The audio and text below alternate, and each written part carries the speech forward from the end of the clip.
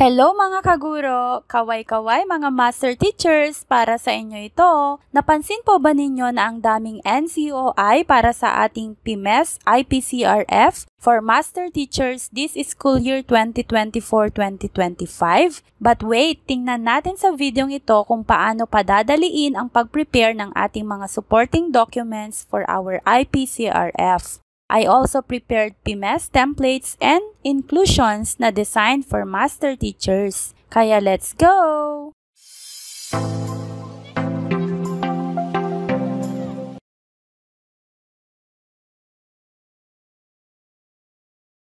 Sa mga nais mag-avail sa ating PMES digital products for master teachers, just message me sa aking FB page na Teching Teacher. Dito lang po kayo mag-message at wala na po akong ibang account.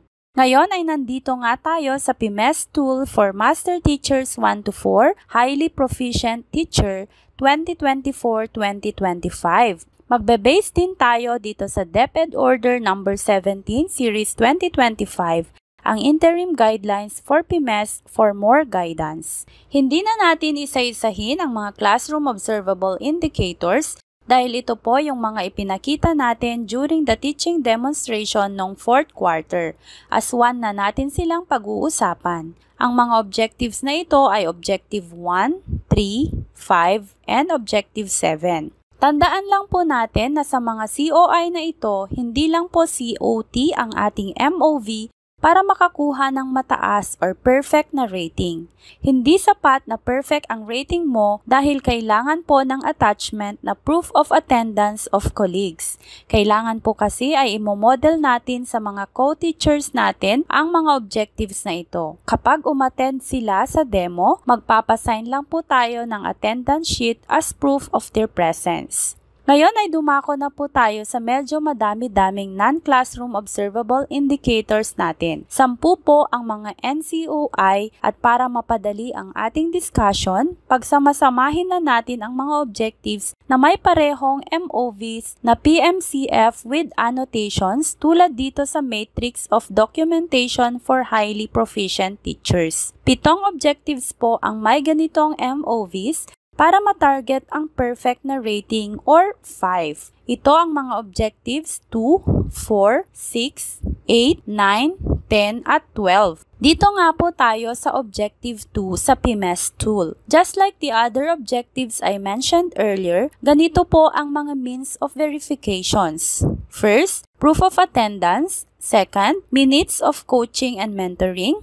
Third, reflection notes of teachers. And fourth, performance monitoring and coaching form or PMCF with annotations highlighting the objective. Kung sa tingin natin ay kahit alin sa kanila ang ibibigay nating MOV dahil isa lang ang nakalagay na number of MOV to be presented sa mga objectives na ito, pero dito kasi sa performance indicator, tingnan natin ang rating na outstanding or 5. Nakalagay po dito na kailangan guided colleagues in planning for the conduct and application of research to enrich knowledge of content and pedagogy during meetings, LAC sessions, FGDs, or other collegial discussions as shown in MOV4. So, ibig pong sabihin, hindi po mga usual attachment ng LAC session or meetings ang ibibigay nating MOV, kundi itong MOV number 4, kung saan ito ay isang PMCF input with annotation. Kaya naman, dito sa mga objectives na nabanggit ko kanina, no need to prepare all the attachment of the LAC session or other collegial discussions. We just need a PMCF entry na inassist natin ang isang teacher about this objective, then gagawa po tayo ng annotation. Ito po pala ang ating PMCF form na isa sa mga annexes sa ating RPMS manual na siya pa ring format hanggang ngayon sa PMES. Magkakaroon po tayo ng separate tutorial kung paano gumawa ng PMCF kung kinakailangan. Sa atin po palang digital products, kompleto na po tayo ng sample PMCF for each objectives with sample annotations. Ngayon ay magbibigay ako ng idea kung paano ang laman ng isang PMCF per objective. Pwedeng sa pre-observation ito o kaya naman ay sa post-observation na isagawa. Kaya naman, tingnan natin kung paano matatarget ang Objective 2. Ang papel ng Master Teacher sa objective na ito ay tulungan ang guro na magamit ang mga research-based strategies sa kanyang pagtuturo. Ibig sabihin, kailangan matulungan siya ng MT na pumili ng angkop na strategy na napatunayan ng pananaliksik, gaya ng differentiated learning or inquiry-based learning at marami pang iba. Depende sa pangangailangan ng mga bata. Kung post-observation naman ang assistance ng Master Teacher, pwedeng pagkatapos ng CO, kung hindi masyadong naipakita ng guro ang objective na ito, pag-uusapan nila ang tungkol sa research-based strategies. Dito ay pwedeng magbigay ng additional inputs or recommendation ang Master Teacher na siyang ia-apply ng guro sa kanyang next teaching demo o sa kanyang normal na pagtuturo. Dito naman tayo sa Objective 4. Ang papel ng Master Teacher ay tulungan ang guro sa paggamit ng epektibong literacy at numeracy strategies sa lesson. Bago ang classroom observation, pwedeng tutulungan ng Master Teacher ang guro na magplano at mag-integrate ng literacy at numeracy activities sa lesson plan. Kung ang guidance ng Master Teacher ay sa pre-observation, tutulungan ng Master Teacher ang guro na magplano at mag-integrate ng literacy at numeracy activities sa lesson plan. Tutulungan niyang i-identify ang mga angkop na strategies tulad ng problem-solving task para matugunan ang mga pangangailangan ng mga mag-aaral. Kung pagkatapos naman ng CO o sa post-conference, kung kinakailangan, tutulungan ng Master Teacher ang guro na suriin ang resulta ng observation at magbigay ng feedback tungkol sa paggamit ng mga strategies sa klase. Dito rin ang Master Teacher ay magbibigay ng recommendations kung paano magagawa ang mga adjustments sa susunod na lesson upang higit na mapaigting ang pagtutok sa literacy at numeracy. Dito naman tayo sa Objective 6. Ang papel ng Master Teacher sa layuning ito ay matulungan ang kapwa-guro sa pagbabahagi ng mga successful teaching strategies na nagpro-promote ng supportive learning environment. Tutulungan ng Master Teacher ang guro na matutunan kung paano lumikha ng klase na nagbibigay ng espasyo sa mga mag-aaral para mag-participate, makikooperate at mag-collaborate sa kanilang pagkatuto. Halimbawa, tutulungan ng Master Teacher ang guro na magplano ng mga activities na magbibigay ng pagkakataon sa mga mag-aaral na magtulungan.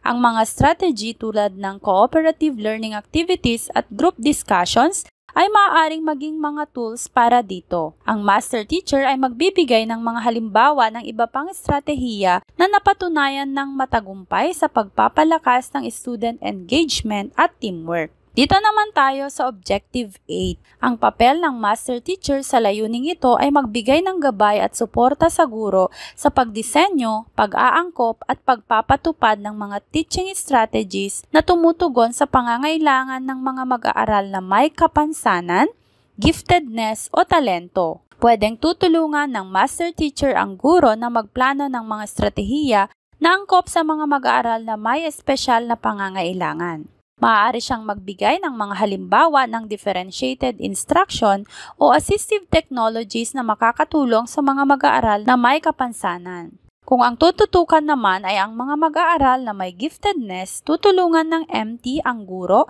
na mag-design ng mga enrichment activities at challenging tasks na magbibigay ng pagkakataon sa mga gifted learners na mag-explore sa kanilang interes at kakayahan. Kung sa post-observation naman o post-conference, tutulungan ng Master Teacher ang guro na suriin ang epekto ng mga ginamit na strategies sa mga mag-aaral. Pag-uusapan nila kung ang mga strategies ay tumugon sa pangangailangan ng mga bata at kung gaano kaepektibo ang mga pamamaraan sa pagpapalakas ng mga kasanayan ng mga estudyante at kung paano pa kailangang i-adjust upang mas mapabuti ang pagtutok sa mga special learners. Sa next, Objective 9. Ang papel ng Master Teacher sa layuning ito ay makipagtulungan sa guro sa pagsusuri at pag-e-evaluate ng mga teaching strategies na tumutugon sa pangangailangan ng mga mag-aaral na nakakaranas ng mahihirap na kalagayan tulad ng geographic isolation, chronic illness, displacement dahil sa armed conflict, urban resettlement, disasters, child abuse at child labor practices. Kung ang PMCF ay isang nagawa sa pre-observation, ang halimbawa nito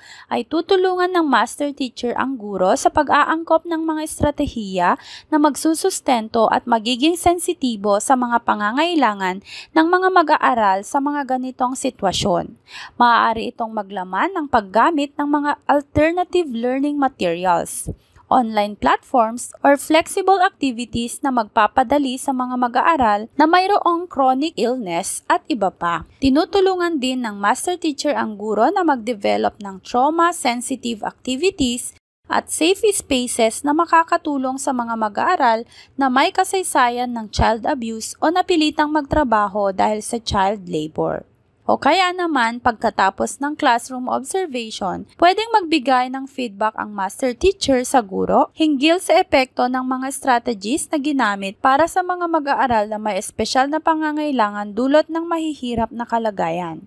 Pag-uusapan nila kung gaano kaepektibo ang mga strategies sa pagtugon sa kanilang pangangailangan. Pati na rin ang mga adjustment na kailangang gawin upang mapabuti ang pagtutok sa mga mag-aaral sa ganitong kalagayan.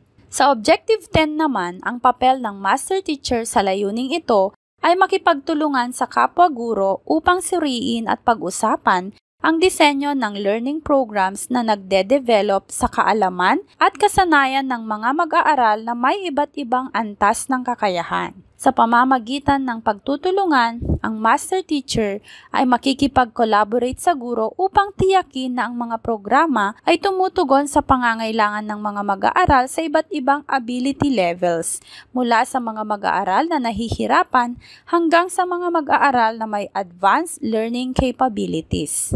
Halimbawa, magbibigay ang master teacher ng mga halimbawa ng differentiated instruction na naglalaman ng mga activity na maaaring gawin ng mga mag-aaral sa iba't ibang bilis ng pagkatuto at nagbibigay ng mga learning materials na angkop sa pangangailangan ng mga bata. Tutulungan din ng master teacher ang guro na magsagawa ng assessment strategies na magbibigay ng tamang datos upang suriin ang pag-usad ng mga mag-aaral sa kanilang learning programs.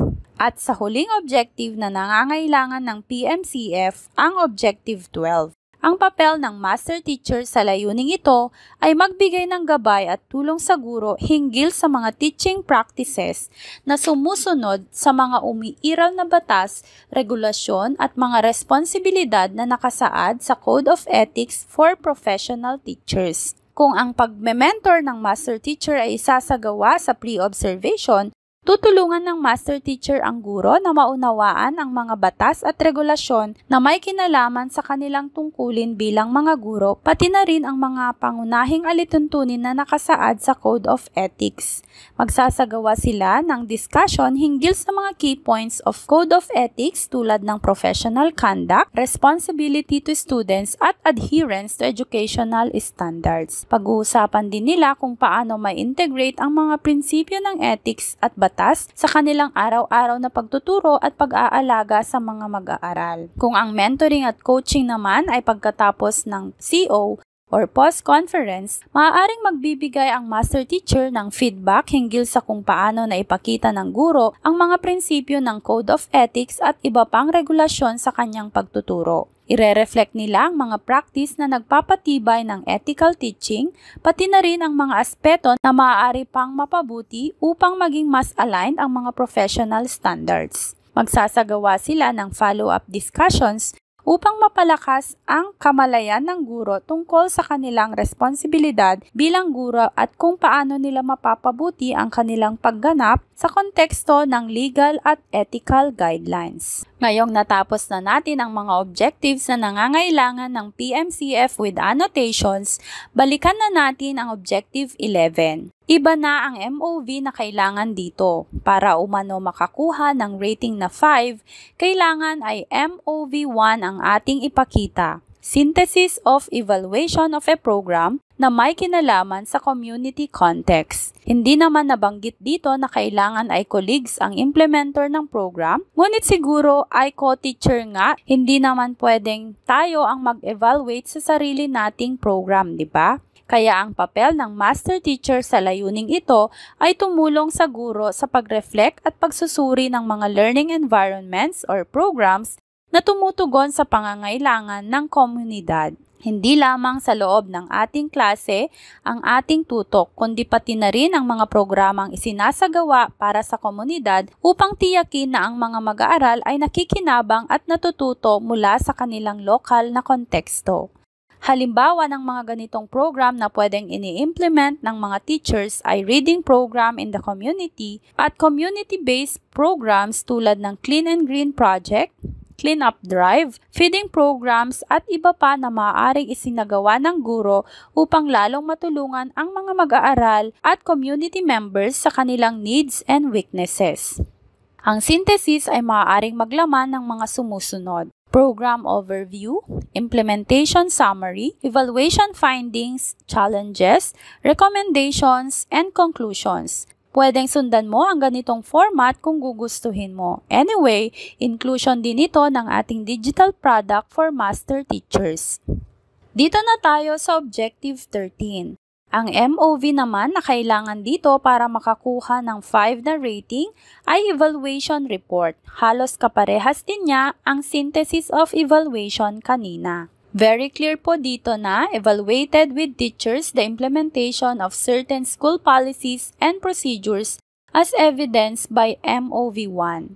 Kaya sa layuning ito, ang papel ng master teacher ay gabayang mabuti ang guro upang maunawaan at maisabuhay ang mga school policies tulad ng learner discipline, communication protocols with parents, proper classroom management at pag-uulat ng mga learners' progress sa tamang paraan. Halimbawa ng program na pwede nating i-evaluate para sa objective na ito ay ang Parent Partnership Program na ini-implement ng class advisor para ma-maintain ang strong collaboration with parents.